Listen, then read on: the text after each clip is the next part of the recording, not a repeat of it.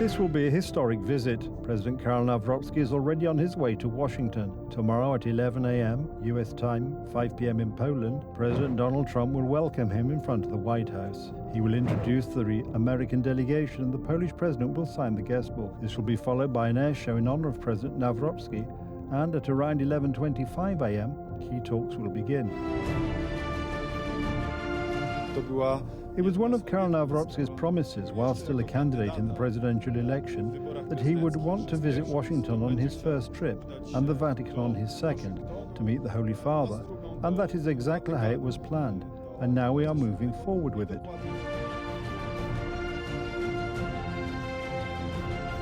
The two leaders will sit down for a one-to-one meeting in the Oval Office in the heart of the White House, where Donald Trump receives his most important guests. This will be followed by talks involving both delegations. After the official visit, Karol Nawrocki is scheduled to make a statement to the media at Blair House, the residence of the American leader.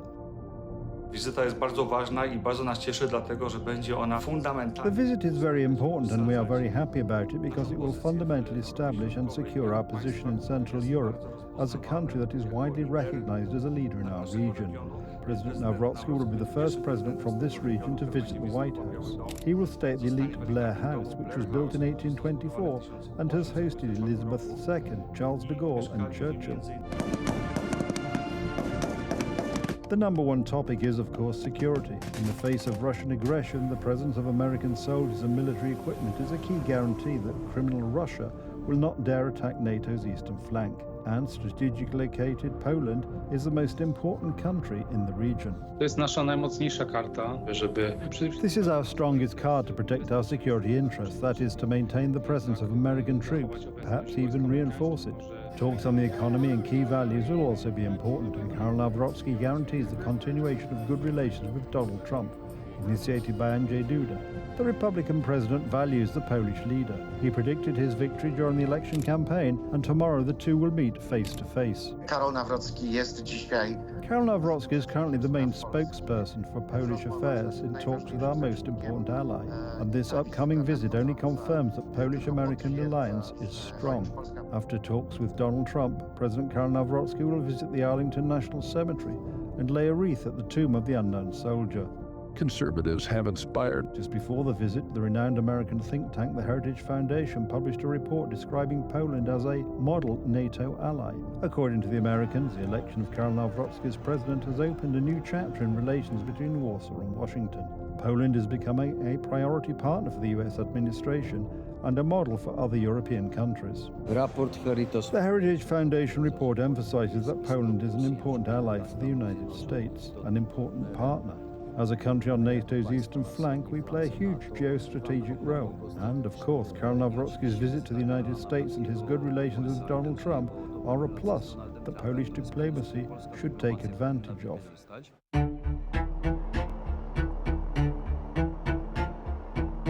Foreign Minister Radosław Sikorski was very keen to join President Nawrocki's visit to the White House. When it turned out that he would not be a member of the official delegation, he flew to the United States on his own. He was not welcome in Washington, so he ended up in Miami at the presentation of the Solidarity Award to a Cuban opposition figure. U.S. Secretary of State Marco Rubio, who is the son of Cuban immigrants, also took part in the ceremony, which is why Radosław Sikorski also met the U.S. Secretary of State on this occasion. I would expect responsible behavior from the foreign minister, but unfortunately, Minister Sikorski has recently been acting like a boy in short pants, trying to lecture the Polish President Navroski on Polish-American relations, completely forgetting that Polish-American relations are currently based solely on the relationship of the President of Poland, because the Prime Minister of the Polish government, the Deputy Prime Minister of the Polish government, the Minister of Foreign Affairs, Embassy in Washington have offended everyone they could in the United States.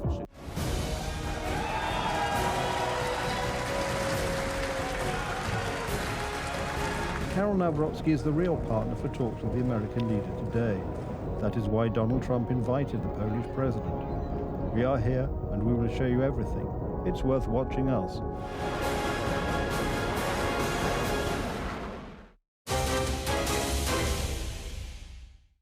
The United States is our key ally. As a result of Donald Tusk's government's actions, Poland has not had an ambassador in Washington for over a year. Suddenly, the i.pl portal reported that the allegedly agreed candidate for the future ambassador is Jacek Najda, Poland's permanent representative to NATO. There is already a rather acceptable candidate. It is Ambassador Jacek Najda, a very experienced and wise diplomat. He has only one serious drawback. He does not know the United States, he has no contacts in Washington, and he will have to build his position from scratch. However, Jacek Najda does not have to start building his position because, as TV Republica has learned, nothing will come of this nomination. Our TV station's reports have been confirmed by the head of the President's International Policy Office, Marcin Przydacz.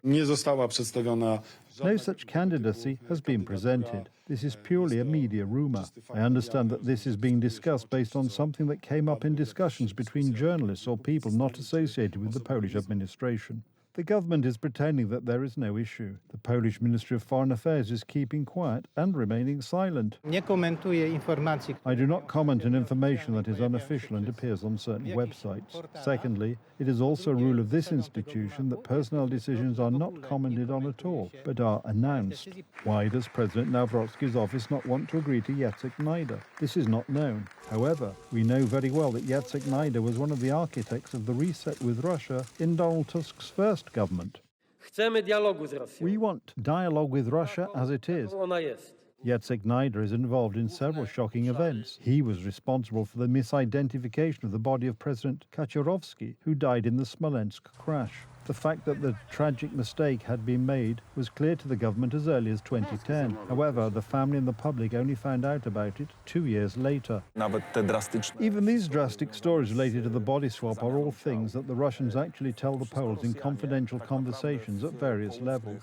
One of Jacek Najda's tasks as Deputy Minister of Foreign Affairs was to maintain contact with Vladimir Putin's close associate, Sergei Ryabkov, to whom he meticulously reported, among other things, on the deployment of American military equipment in Poland. With regard to the deployment of the American Patriot battery on Polish territory, the Russian side was informed about the schedule of its rotation, including next year, and about the tasks of the system, training soldiers, strengthening Polish air defense. The Russians were informed about our relations with the United States, for example, in the context of the deployment of a modern missile defense shield in Poland. When Donald Tusk, at the urging of Vladimir Putin, abandoned the deployment of this shield, Sergei Ryabkov congratulated Jacek Najda. We outlined the status of our talks with the U.S. on the implementation of the EPAA and Poland's participation in it. S. Ryabkov admitted that Russia is satisfied with the abandonment of President George W. Bush's concept, especially the location of the interceptors. So, the government wanted to send to America a man who in the past had informed Imperial Russia about cooperation between Warsaw and Washington. Mr.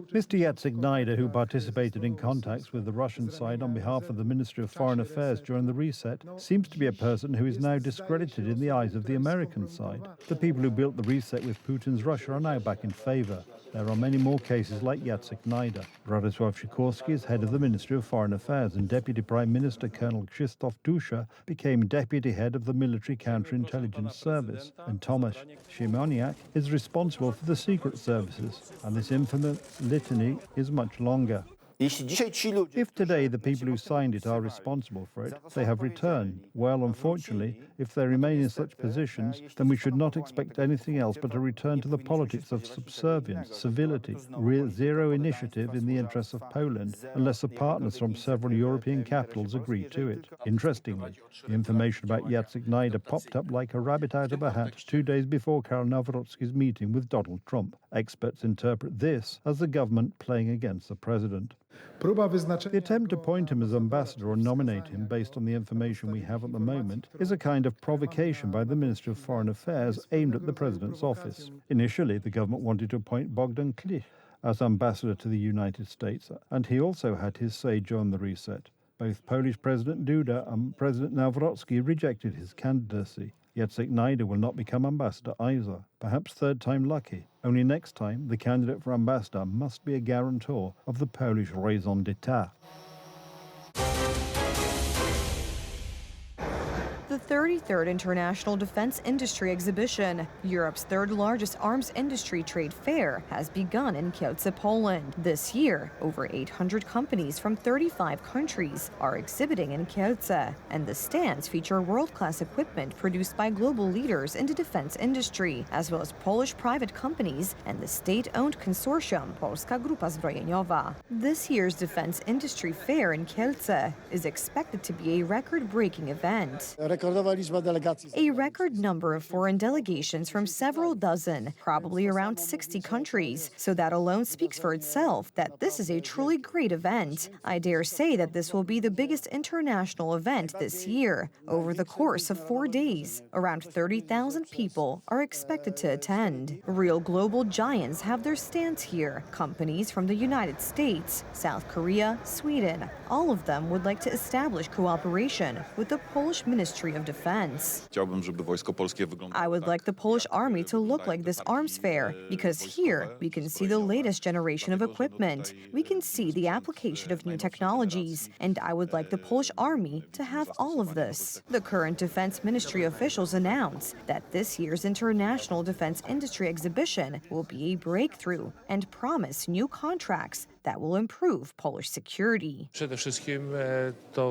First of all, there will be surprise contracts, and not for small amounts, but for several billion zloty, which will remain in Polish arms factories. But we will also show everything that is best produced in Polish arms factories. But in order to get the money promised by Brussels for defense, which is actually a loan, certain conditions must be met. Another bigger problem is that everything indicates that companies from Germany and France are preferred, as is being discussed behind the scenes at the Kielce Defense Equipment Show. The top topics are European programs and whether the defense industry companies operating in Poland will be eligible for financing from new European instruments. The devil is in the details, that is, in how to define what European industry is in terms of the permissible non-European component and the approach to licensing issues. And the current government, despite the fact that it uses the word continuation in relation to large arms contracts concluded during the United Right's term in office, has had mixed results in implementing them. The body of agreements signed primarily during the term of Minister Mariusz Błaszczak is being continued, and it is encountering various types of perturbations, mainly related to the financing of these contracts and agreements. But I believe that with the support of the president, this process will continue, and I think that will be the case. Tusk's government has announced that approximately 5% of Poland's GDP will be allocated to defense. The question is whether this target will actually be achieved. To what extent will part of the military budget or the budget of the Ministry of National Defense simply be allocated to servicing the debt related to this off-budget financing of the modernization of the Polish army? This is an open question that will have to be answered. I believe that when we talk about almost 5% of expenditure on the Polish army, it will be a realistic 5%, and not that there will be some debts hidden in it that the Ministry of National Defense will have to pay off. In addition, there remains the question of the actual implementation of the December 13th coalition's promises related to Polish defense. The current authorities of the Polish Ministry of National Defense are boasting today about a contract for passive radars for the native anti-aircraft system. But it seems that the real hit, independent of the government's actions, is the agreement concluded today between the Polish company WB and the South Korean arms manufacturer Hanwha to build a factory in Poland for missiles with a range of up to 80 kilometers. From the International Defense Industry Exhibition in Kielce, Radosław Jankiewicz, Republika.